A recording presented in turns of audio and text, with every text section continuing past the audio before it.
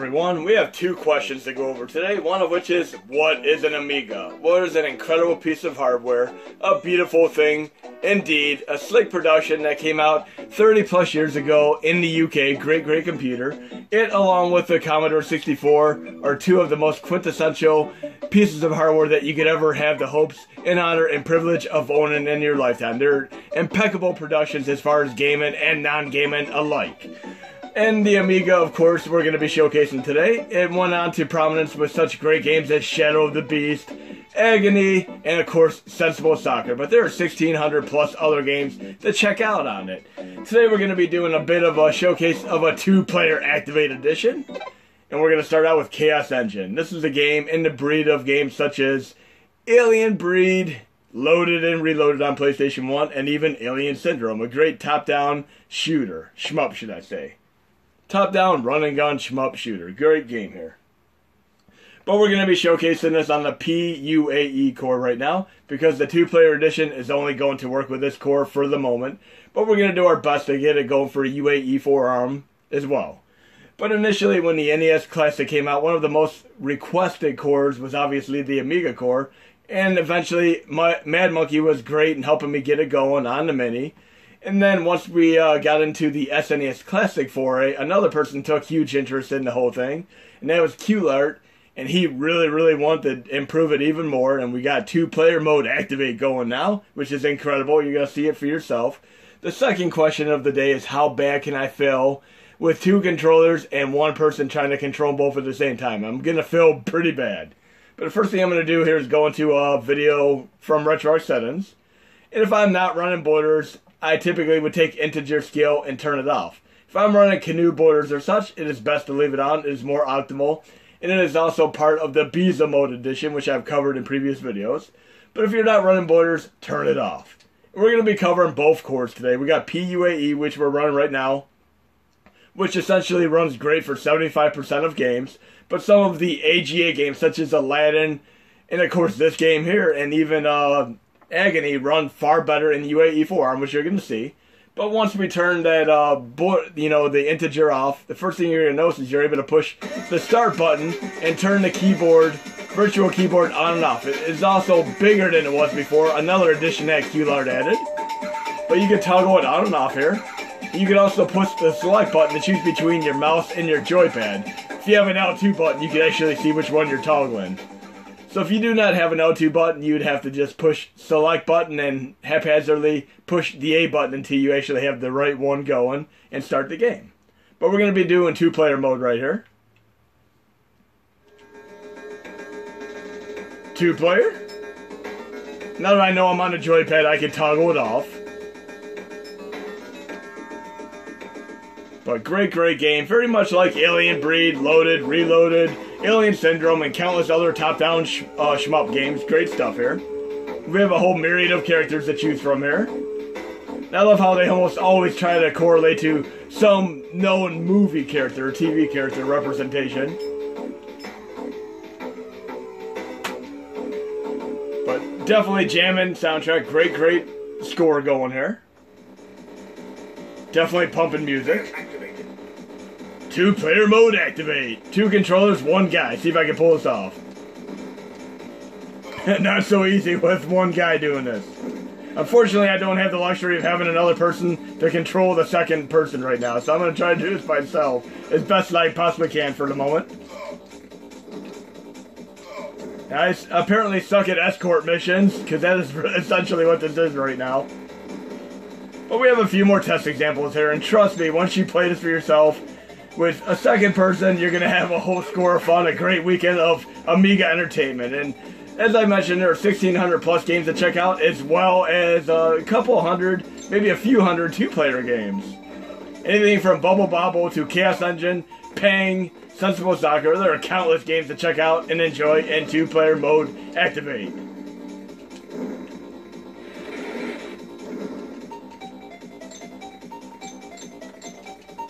And one thing I'd also like to point is the sound is better in the PUAE core for now, but we're going to try to fix the sound in the UAE 4ARM core as well if we can. And we're going to move on to another game here. We're going to test Double Dragon 2 because I'm a big fan of all the Double Dragon games.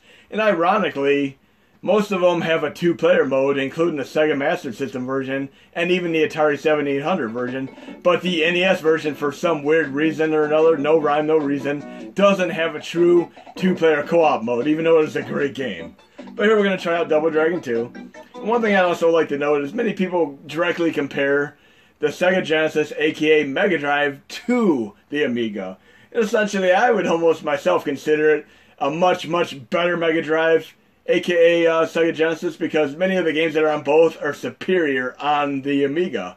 There's also a far better sound chip, and the Blithern is better on the Amiga as well. But you can hear the great, great music when it goes into the demonstration mode here. So I'm not even going to touch the controller. I'm going to let it load into the demonstration music, and you can hear how amazing the sound chip truly is for the Amiga. But yes, Double Dragon 2 is great, and on the original NES, I probably beat this game a good 500 times, with a friend, of course. I never played it myself like I'm trying to do here, because I'm going to fail pretty hard. But this is incredible. I mean, the biggest thing closest to this on the Sega Genesis would be Streets of Rage and Revenge of Shinobi, which are impeccable music productions, but listen how incredible this music here. This is truly amazing sound here. One of the things that truly made the Amiga stand out was this fantastic music, which nearly every game you play would have. But we're going to try two-player mode here. And I'm going to go again into the RetroArch video settings and disable integer. And we're going to have an added bonus to this video as well, which we're going to get to after I do a few more test examples. And there's a certain complexity, a layer of complex nature to the core. And I'm going to go over that briefly in the course of this video when I go on to the PC part. Okay, we have the on-screen keyboard there. So I'm going to push the start button and we're going to activate two-player mode. The best thing to do is try doing start on the second controller if you can, but there's going to be a few games where you have to do it a different way, which I'm also going to show you. But for those of you who have seen me do the Shmup Extravaganza series, you're going to be in heaven with what I showcased today, as far as one of these great, great two-player games for the Amiga. Make sure I have mouse activated there. I want to have joypad enabled. Okay, here we go. And I have two-player mode activate. Now I always love how you can beat up your own friend, which made it funny.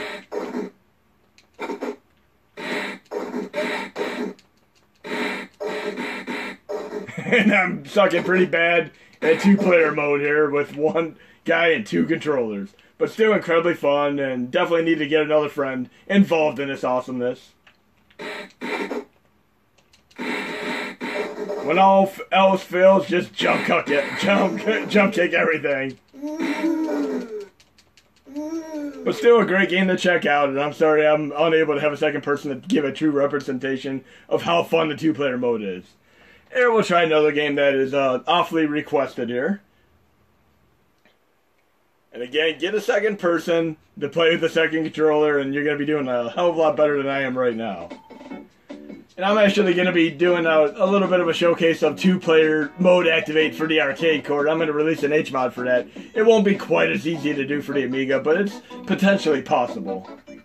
Supercars 2, a great overhead racing game. Great, great music. Again, the Amiga has incredible music. I can't get enough of their great music on all the games I've been testing. And essentially, 75% of games run great on PUAE, but again, anything related to AGA, you're going to want to run via the UAE for ARM core. And they both have their separate command lines. You can do bin/PUAE if you want to run the PUAE core, and then you do bin/UAE for ARM if you want to run that core. So you can run both cores simultaneously with the separate command lines. Okay, I'm going to go into the video settings again. And again, you can make it more permanent by going into core override, but I like to do it on a case-by-case scenario to avoid any future conflicts. But I'm going to integer scale and disabling it yet again, resuming, making sure I have the joypad activated, select button, joypad's activated, and I'm going to do two-player mode for this game. And definitely digging the music from the get-go.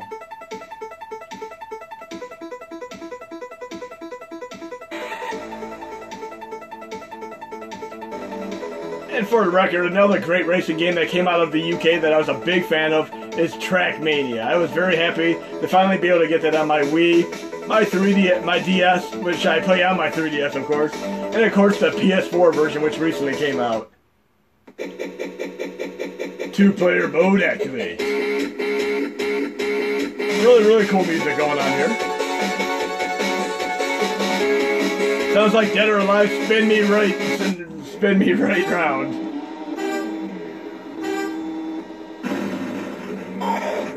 Second controller, check. First controller, check. Everything's working great. Got both controllers working. Great game here. I'm using the second controller right now, actually. This is a great two-player game. Again, we're going to do our best to get these all running on a UA4 ARM as well, so you could have the ability for better speed. But for right now, this is incredible. Great start. Thanks again, madmonkey and qclart, for your help in making this one of the best cores to possibly play on the Mini. Right now, we loaded many games from the main user interface, but we're going to load a game from the dummy folder method, which I've also showcased in many videos. So I'm going to go to Load Content, Start Directory, Dummy, and you can load every core this way except for the PSP core. That is the one core you're going to need to do from the main user interface. But I'm going to my dummy folder, Amiga. And you have to pay attention to the directories up there. They have to be exactly the same as in the UAE files, which I'll show you when I go to the PC. But I'm going to load this great sports game, futuristic sports game called Speedball. And there's typically a hard drive image and a floppy image. They'd be ADF for the floppy, HDF for the hard drive image. But you're going to have to load the UAE file. That is what makes the Amiga core very tricky, is you can't directly load it in a game like you would a ROM for SNES, Genesis, and so on. You have to actually load the configuration file, which has all the information that you need as far as the core is concerned for the game, such as aspect ratio and all that.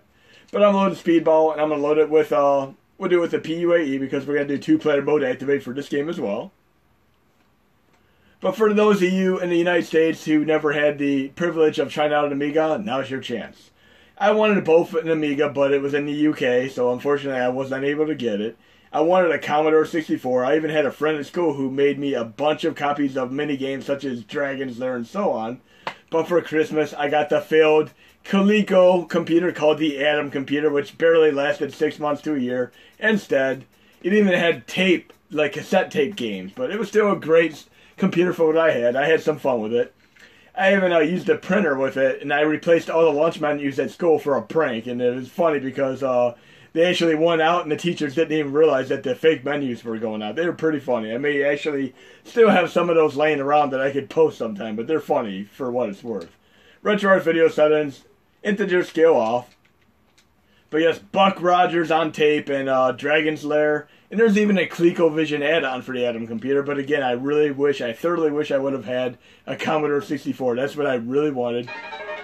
So, ironically enough, the very first time I've ever played a Commodore 64 was on the Mini NES. That was the very first time I've ever had experience playing it. I didn't even attempt to play it on the PC emulator. But here we're going to do Speedball, a great futuristic sports game. I've always been a big fan of futuristic sports game. I'll probably have to do a good video on those alone. Okay, I got to do the select button, make sure I have the joypad activated.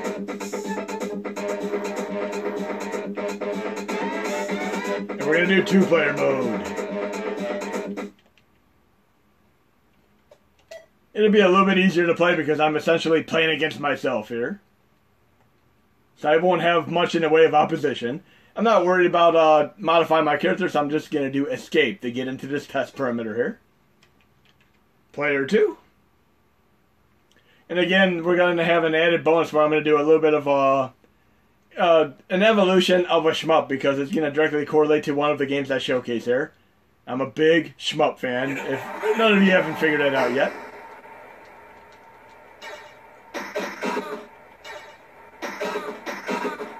Not much in the way of opposition here, but a great two-player game.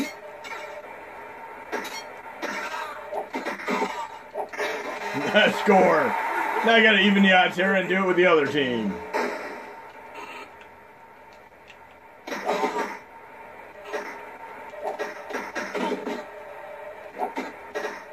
Very funny.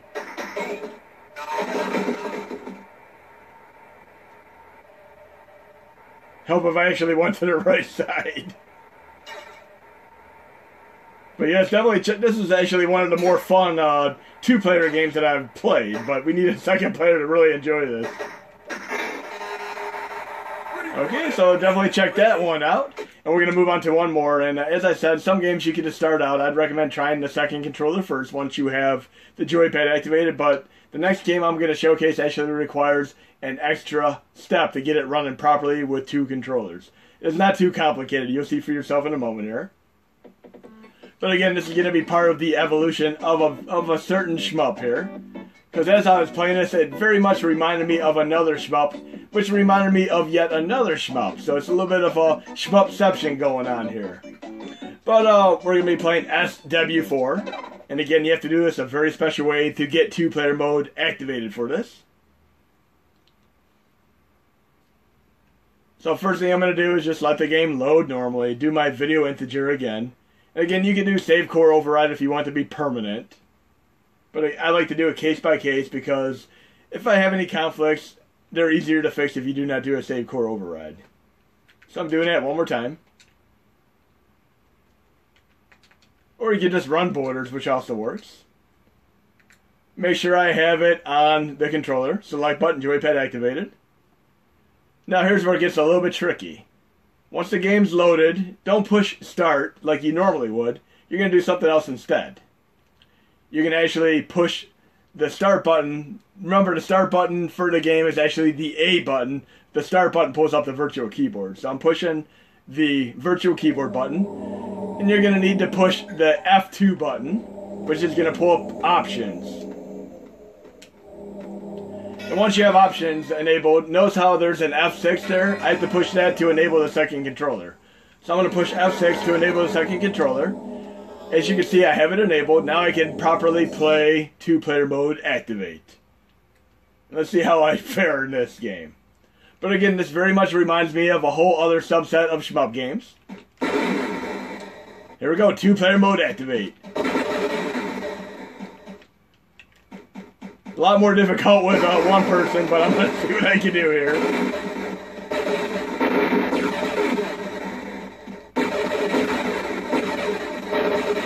And I'm going to give you an example of how UAE for ARM fares with some of these games as well before I move on to some of the other test parameters. Yes, you definitely need a second person to get the full enjoyment out of this game.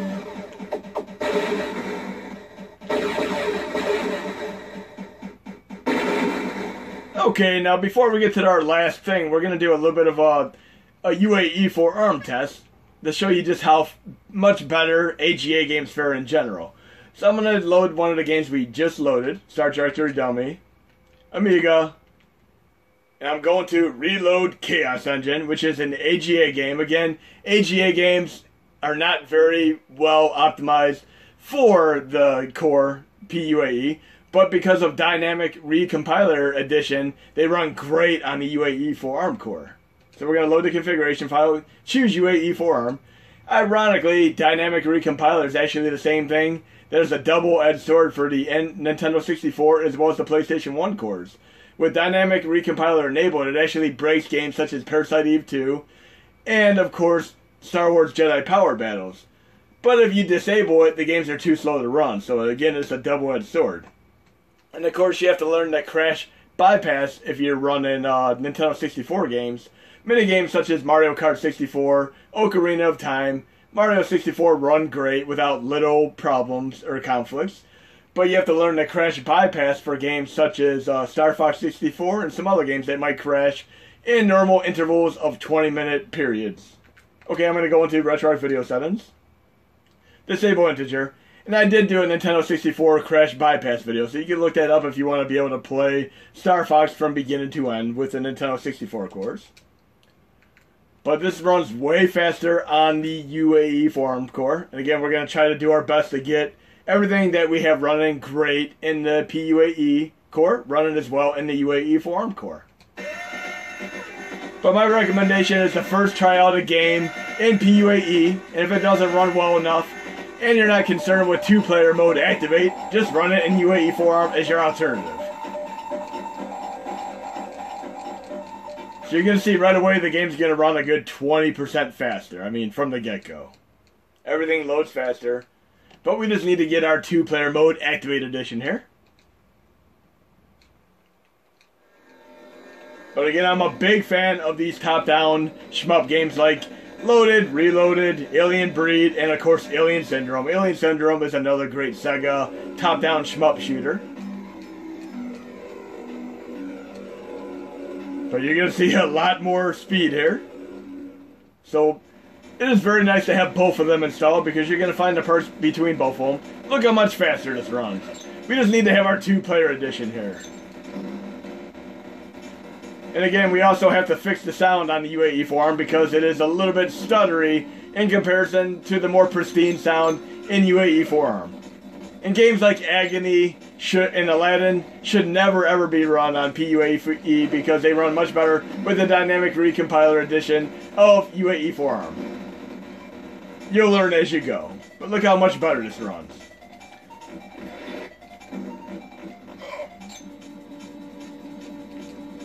And back to SW4, which we were just playing. I'm going to do a little bit of an evolution of that shmup because it really is a cool thing. You have your typical games like Ikari Warriors where you start out with characters on foot like this, but then you can get into tanks.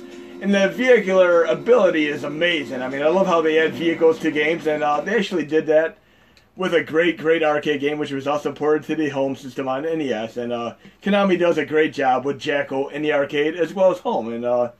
And Jackal is very much similar to the game SW4. So we're going to do a little bit of a test example of Jackal for the arcade.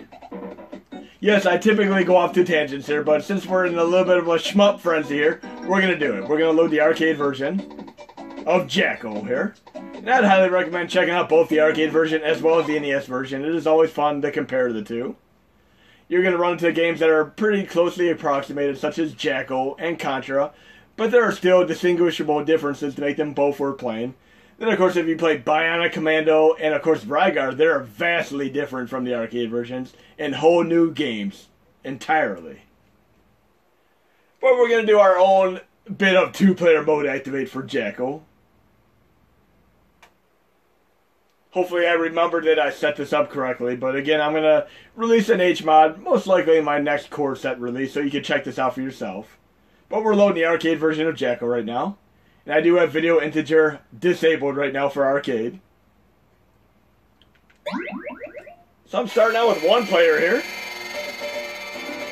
And I always love this awesome music, and I love the vehicular combat. And you also have a little bit of a Blaster Master ability where you can actually run on foot to a degree too. See, I can get out. Okay, Phil. I think I need a second player here. Let's get the show on the road. Now we got 2-player mode, Activate.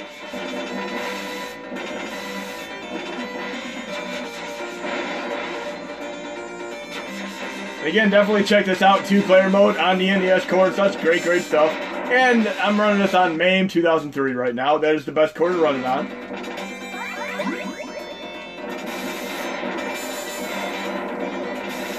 And this game actually came out in 1986, but it is very much similar to SW4 as far as the vehicular ability and such. But moving on, SW4 is actually more closely related to another game that came out, and here's where things get really interesting. This game came out before SW4, and the SW4 is, I would consider, a spiritual successor to it. It's yet another game made by Tecmo, and I'm going to try it out for a moment here. But yes, if you never played Jackal, definitely check it out. But the game that is very much like SW4 on Amiga is none other than Silkworm, which is made by the same company that made Rygar, Tecmo. And you're going to see a little bit of an evolution here. We're going to see the Jackal Silkworm evolution as far as other shmups are concerned. So Silkworm is yet another great 2-player game. And you can have a helicopter as well as a jeep. Really cool. So one person gets to play in the air and one person gets to play on the ground. And this game was actually ported to many other PCs, and it also had a great home conversion on the NES. So definitely check out both versions to see some discernible differences between the two. We have a couple more test examples here. But definitely check out these Amiga cores, and I'll be posting a core very soon. along with many, many other updates. And there's our typical BIOS checksum test screens. Jeep and helicopter, here we go. And I'm going to do another 2-player mode activate here because I'm running a special setup here for the arcade core. So I have both of them playing at the same time here. Awesome stuff here.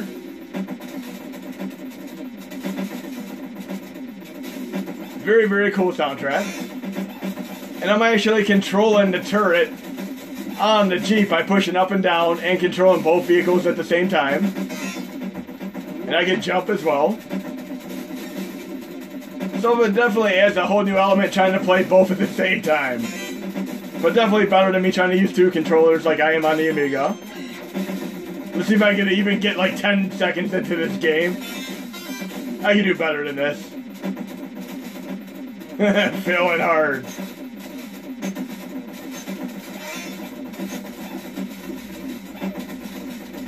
Definitely need a second player to really get the full appreciation of this incredible game here. I'm feeling so bad. I'm going to have to come back to this. But anyways, that was Silkworm. And the next thing here is they actually released in the UK, in Europe, they released SW4 on the Game Boy Color. Yes, you can play it on the Game Boy Color as well.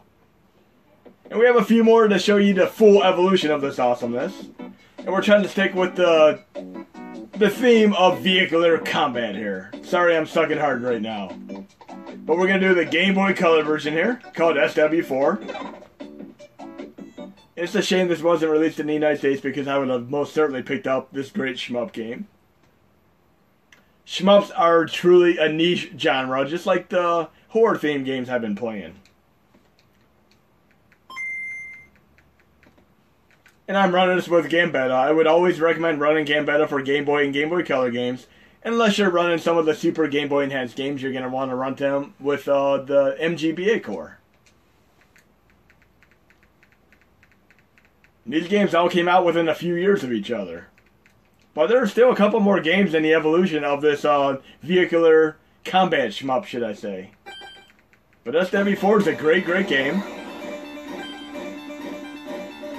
And some of you might have played SW4 without even realizing it, because it came out on another system with an entirely different name.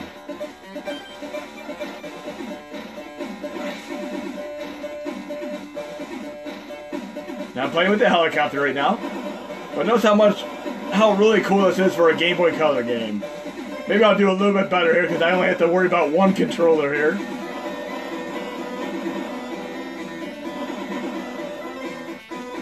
As I said, I love Ikari Warriors. I played the original Ikari Warriors with the Continue, of course. I think it's almost impossible to beat without continuing.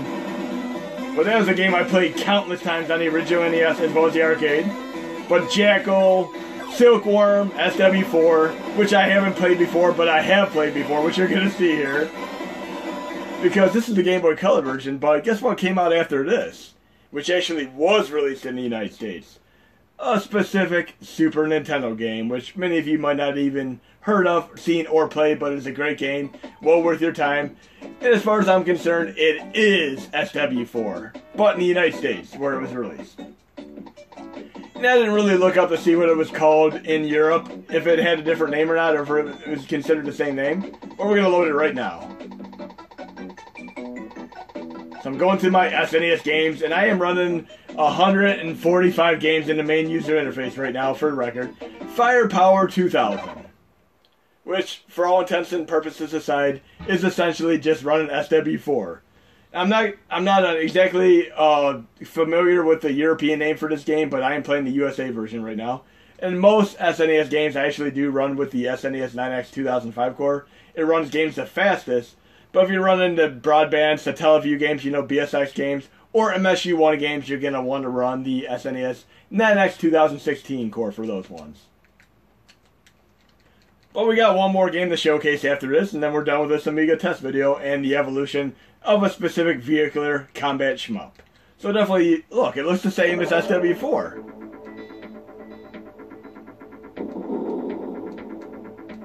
I bet it even starts out the same way. Yes, it does start out the same way. It's the same game.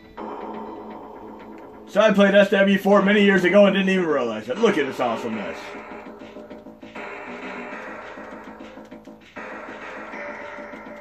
So yes, Firepower 2000 is SW4 for the SNES. So definitely check it out. Great, great game. Good two-player game with a Jeep and a helicopter. But we got one more game to showcase here. Now I'm really digging this European influenced soundtrack here. Kind of a techno thing, which really fits the KMFDM nature of things. So we're gonna move over to the PC here. There's actually a game that came out roughly 10 years ago, which is another game very similar, and I'm gonna be playing this on the PC here. It is called Assault Heroes. It came out on PC, games for Windows, as well as on the Xbox 360. It is still one of my favorite two-player games to play. And I'm actually playing this with a combo of a controller and a mouse. But great game here, and it's essentially like an updated Firepower 2000. Another fantastic two-player game, and if you still have an Xbox 360, download this game, or you can play it on Windows. But again, I'm using a Logitech controller as well as a mouse combo for the aim-in right now. But incredible. I really feel like I'm playing an updated version of Jackal, Silkworm, SW4, and of course, Firepower 2000. Great series here. And there's so much influence going on here. And I probably beat this game at least 100+ times on the original Xbox 360. Very fun using a combo of a controller as well as the mouse. It actually plays quite well. And of course, I can just run over people as well. Let's blow up some explosive barrels and add the ante here. Well, I was hoping those would be dynamite barrels there. I guess not. Oh, there we go. That's exactly what the doctor ordered. And I'm on foot because my vehicle blew up here. See how long I can last on foot. And you can actually get out of your vehicle Blaster Master style too every once in a while to pick up certain power-ups and upgrades. But in any case, I hope you enjoyed this video and you'll be enjoying two-player mode activate as well as some of these incredible shmups here.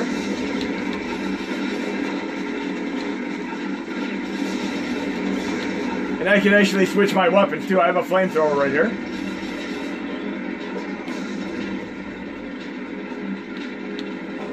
Awesome stuff here. Game holds up just as well as the first time I played it 10 years ago.